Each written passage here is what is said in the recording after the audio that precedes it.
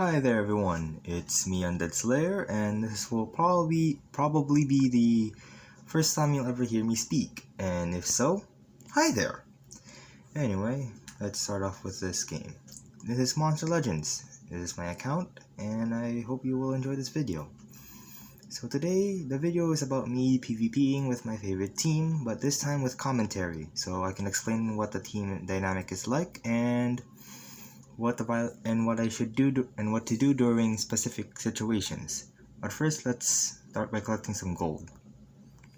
I don't really do much here. Let's boost the farming thing with Fanus and just collect the food. Next up, we get the egg. I'm sorry, guys. I'm doing the maze for a wee bit longer. Kind of want to get some more. I believe his name is Necrolith. Yeah, Necrolith cells if possible. But that's done. Let's go to PvP and let's start. So the team here is Grakon, Bombeta, and Lindworm. So the main gimmick between this is that you can deny the enemy to the point where the torture effects that you apply with Bombeta, Grakon, and Lindworm will start eating away at their health, slowly causing them their death. That sounds gruesome. But anyway, let's start. And our first battle is with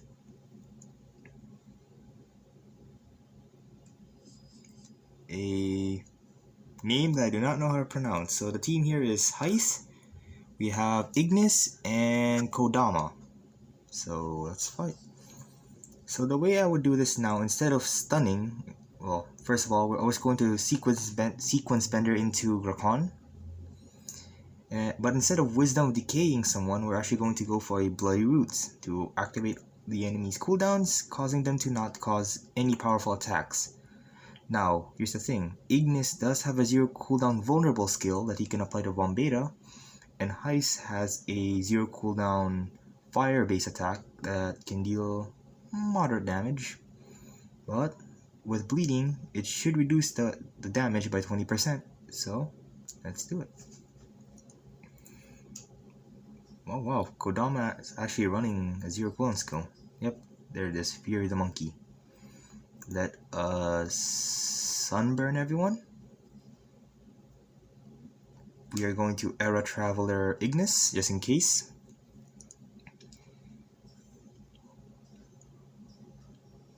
And we are then going to want to Age Overseer. That'll apply Curse to everyone while transforming anyone who isn't immune to control into a baby.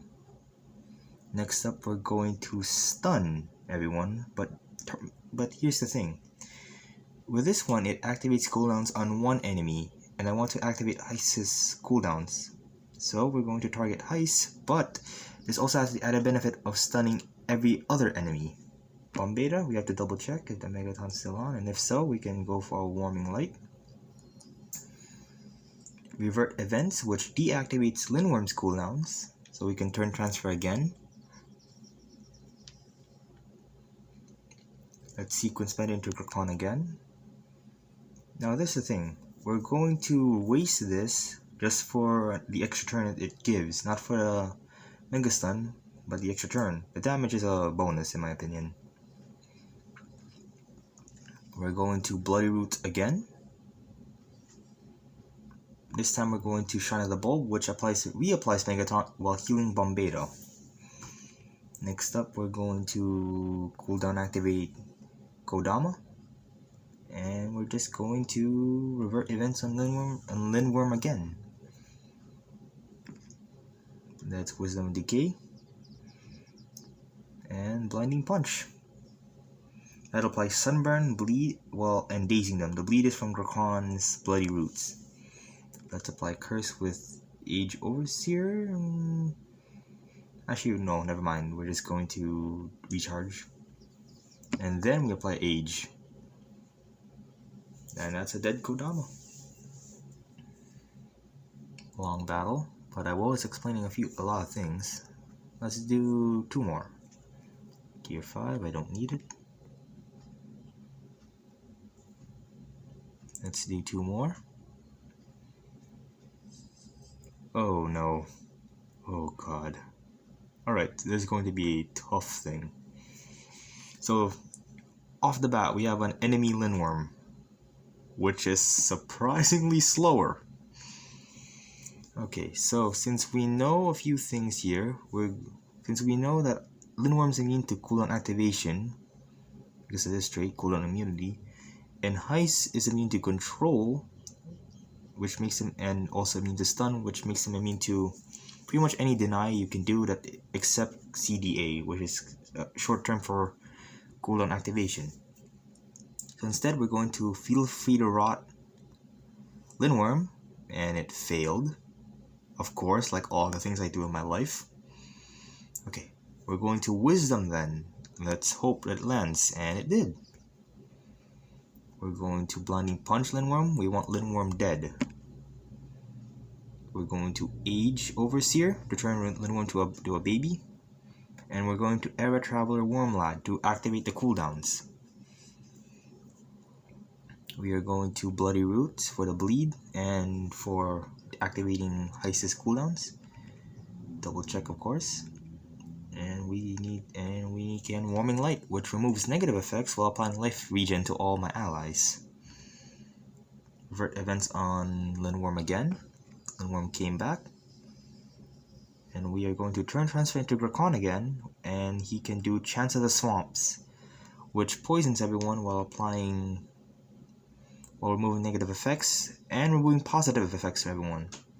And on top of that, it applies poison and curse to everyone else. Ever Traveler on Wormlad again. Recharge. We're going to Wisdom. Blinding Punch someone, aka Heist. We want him dead, he's the main attacker. Lindworm can't really do much. Ever Traveler again. No, wait, did I say Lindworm? Oh crap, I meant Wormlad can't do much. Sequence Bender. Feel Free to Rot. Recharge. Wisdom of Decay. Blinding Punch. Revert events again. Recharge. Blinding Punch Wormlad again. Era Traveler. Recharge. Sequence Bender. Recharge. And Blinding Punch for the kill. And let's do our final battle. Tier 5, I don't need it. And let's fight.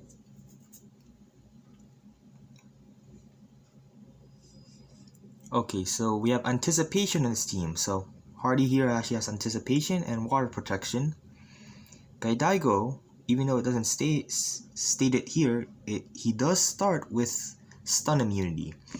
Bombeta starts the game off with Megataunt, and I'll explain that here as well. Megataunt basically means that even AoE effects would go straight to the Megataunt, i.e. in this case Bombeta. But the downside being, the damage is tripled against Megataunter, i.e. by Bombeta, and negative effects have a 3 times greater chance to land. So that's the downside, but the upside of it protecting everyone else in your team is too good of an upside that very much is way above the downside, which basically states that it's way better. Sequence Bender.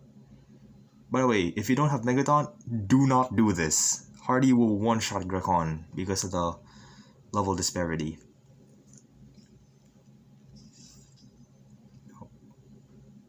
And somehow I got lucky that didn't land, despite that having a 3 times chance to land. That is very surprising. We're going to Wisdom for the removal of positive effects and stun.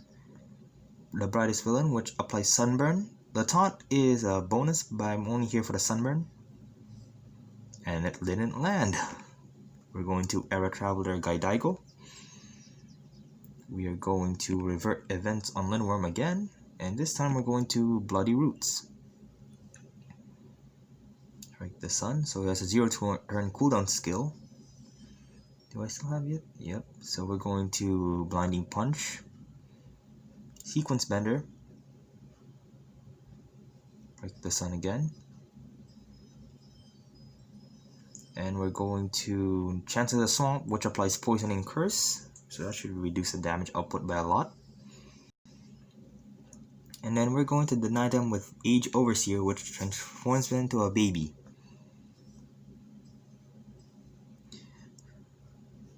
Now, alright, so here's the thing. As a little explanation, baby reversion basically means that this monster, Gaidaigo, will lose his turn, but the downside being you can't attack them unless you have Pierce. I'll get into Pierce a bit more when I make a video about explaining the mechanic. Also, to all of you wondering why am I stuttering, I'm just camera shy here. Please don't hassle me. Anyway, we're going to feel free to rot Gaidaigo, Mega Stun him, and Bloody Roots again with a bleed. And this battle is good as mine. Let us Warming Light, Ever Traveler, and that is it. Alright, thank you guys so much for watching. Do like and subscribe if you enjoyed the video, and if so, I will see you all next time. Bye bye.